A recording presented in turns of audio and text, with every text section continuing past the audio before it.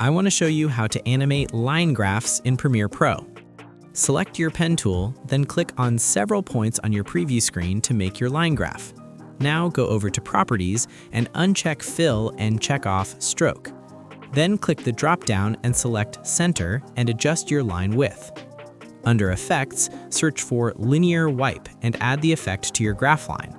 Now go to Effect Controls and click the keyframe button next to Transition Completion and modify it to 100%. Change the wipe angle to 270 degrees, then move your timeline slider ahead a few seconds and modify completion to 0%. Duplicate your clip by holding Alt and dragging above. Then go to Effects and search for Gaussian Blur and add the effect to the bottom line graph. Now simply go over to Effect Controls and increase blurriness to your desired result. Let's solve together. Put your like and subscribe.